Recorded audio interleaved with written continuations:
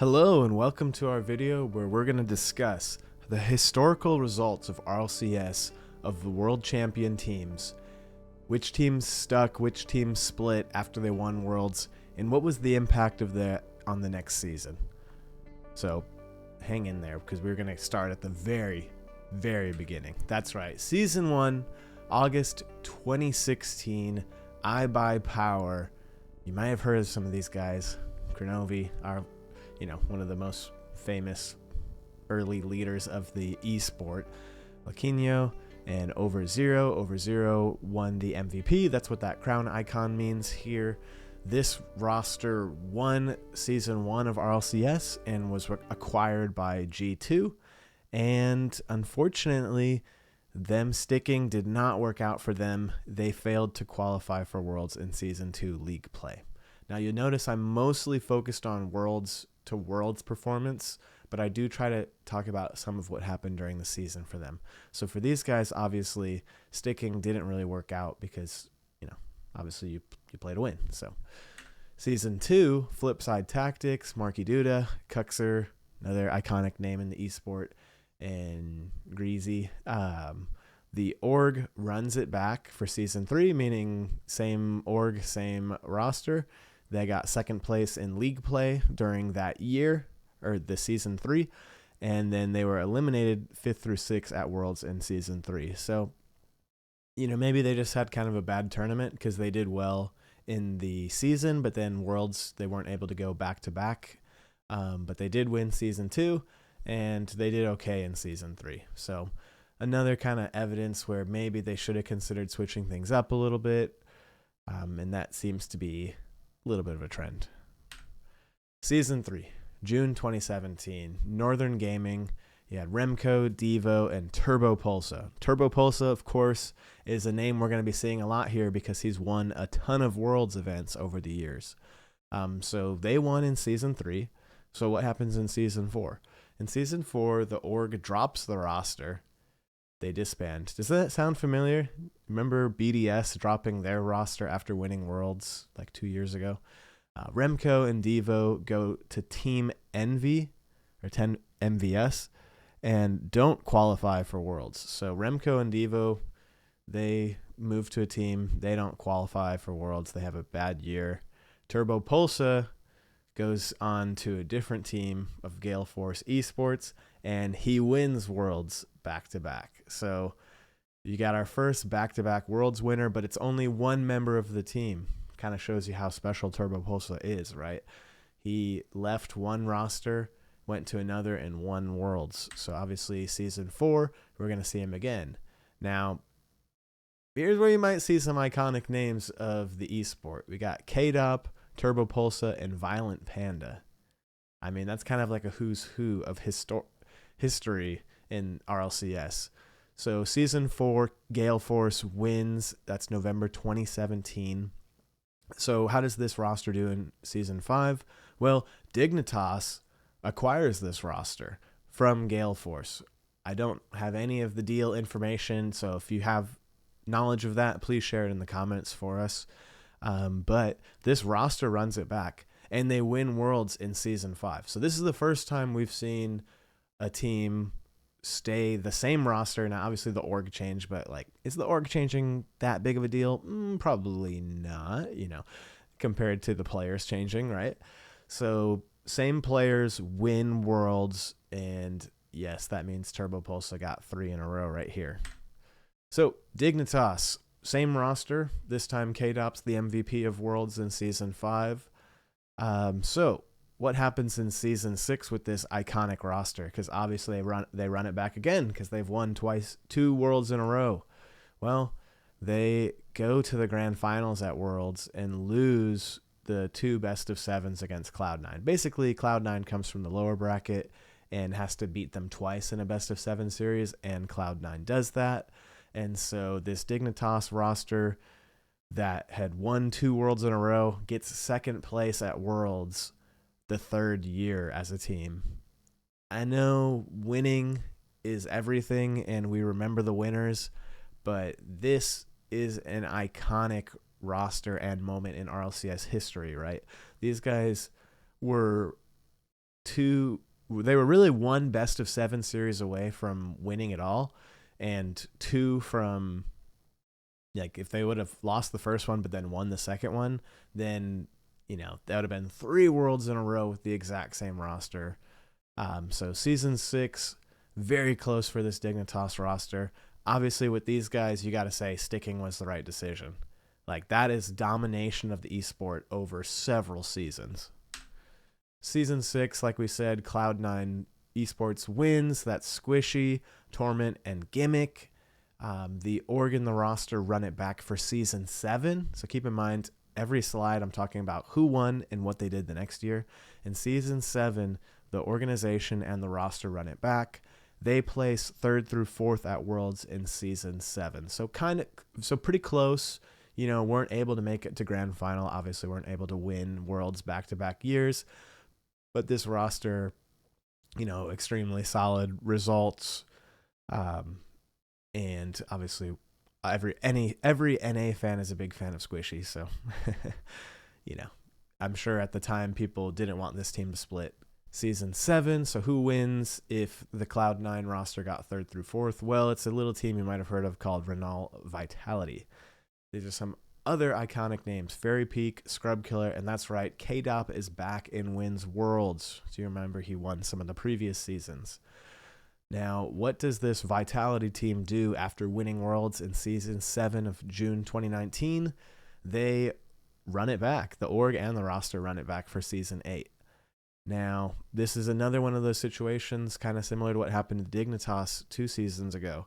They lose in Game 7 overtime at Worlds. I mean, that's insane, right? Against NRG to take 2nd place at Worlds. So if you're this roster, you're really 1 goal away from going back-to-back with the same roster and winning it all at Worlds twice. So I think in that circumstance, no one would really say it was better for them to switch, right? To go all the way to Worlds, go Game 7 overtime and lose in the grand final, you're really 1 goal away. And I know history and the record books are not kind to second place people and second place organizations and teams, but you're really 1 goal away in Rocket League. Like, it's really much closer than so many other things. So obviously NRG wins season 8. That is kind of an iconic NA. I keep saying iconic, but obviously these teams are because they won Worlds, right? It's Garrett G, Justin, and Turbo Pulsa. That's right. Turbo Pulsa is now back. Remember, he got 3 wins earlier in the earlier seasons. And he gets MVP here this year. So he had quite longevity, which is why many of us consider Turbo Pulsa like a top 2 or top 3 player of all time in RLCS. A lot of people would put him as number 1 because I believe he has... Oh, I forget if him or K-Dop have the most world wins. I'd have to double check it, but they're right there next to each other. Anyways, Season 9. The org and roster of this NRG team that won Season 8, they run it back. The Worlds event is canceled due to the pandemic. You remember that happening in 2020 and like several years after that. So the way that RLCS worked it out is it was all virtual tournaments, no physical in-person lands, during that Season 9 and Season 10 year. And so even the Worlds event is canceled, but I still think it's worth talking about how this team did in NA. They only got 3rd through 4th at the NA finals. So they won Worlds, and then they couldn't win their own region at Worlds. So not the best step, because keep in mind, Worlds and regional are never on the same tier, even in a top spot like NA or EU. So I would say kind of a disappointing result for them. I'm sure they wish they could have done better here. So yeah, Season 9 Worlds event canceled due to the pandemic. NRG, who had won Season 8, they go out 3rd through 4th in the NA finals. I'm going to breeze through this part. The EU winner of that season was Dignitas, which is Violent Panda again. Remember him from earlier? Yukio and Astral. The NA winner was G2, Rizzo, JNaps, and Chicago. Season X, so how'd those teams do? So Season 9, after winning in EU Season 9, the Dignitas roster had a partial split. So Astral moved to a team called Solary, or an org called Solary, and the Dignitas roster that remained failed to qualify for the EU final, so they had a really hard fall off there. And Vitality go on to take the Season X winner, or Season 10 winner, I should say, which is Fairy Peak, K-Dop, and Alpha 54. We're going to see Alpha 54 again, obviously. And then Season 9, that G2 team that won Rizzo, J-Naps, and Chicago. Rizzo retires after winning Worlds. They replace him with Dreaz. How do you say that? Dreaz? They lose the NA final to NRG. So NRG, Garrett G, Squishy Muffins, Justin, they win Season X in the NA virtual. So neither of the teams that won Season 9 won Season X. So they weren't able to go back to back in those online years. Now, let's talk about season 2021 through 2022. Yes, it gets slightly more complicated because they started splitting the season across the years, so there was a multi-year season. That's August 2022 is when the Worlds event was. That is Team BDS, Monkey Moon, Extra, and Seiko. Seiko gets the MVP. Now, what do they do for the next year after winning? The org sticks, but they have some struggles during the year. They're not quite playing up to their levels. Extra gets benched or put to the substitute role, and they bring in Rise instead. So they replace Rise with Extra. This is also the year of Zen, if we want to call it that, in RLCS history, and they get second place at Worlds to that Team Vitality team, which is led by Zen. So, you know, the match wasn't close. I believe it was a sweep. Yeah, it was 4-0. The match wasn't close, but at the end, you still got second place in the world. And it took them a little bit. And this is kind of what gave Monkey Moon his inevitability at Worlds, if you want to call it that, for fans, where it was kind of like no matter how his season went, he plays great at Worlds. And so that's kind of become a bit of a meme over time in RLCS coverage about Monkey Moon and being kind of inevitable, like Thanos at Worlds. Because obviously this BDS team stuck and had issues, and that's going to impact, you know, a future decision by a Monkey Moon roster. Now, season 2022 to 2023, in August 2023, Team Vitality won the Worlds event. They started the season with Saizen, Alpha 54, and Radosin. They replace Saizen with Zen. Zen comes in and has, you know, maybe the best rookie season of all time in RLCS. You know, if you feel differently, write it in the comments. And they decide to stick with the roster and this new team. Keep in mind, the team had shifted during the year, so there is already a little bit of modifications in 2023. But so for 2024, the next season, they decide to stick, and they don't really have good results. They finish the year 9th through 11th at Worlds, and then they blow up that roster after that. So this is one of the more recent examples of a team that went from Worlds to like 12th, right? Like that is a huge results fall off, you know, and I think that's kind of what informs recent history about these teams. You know, maybe winning Worlds is not an indicator that you should stick together, right?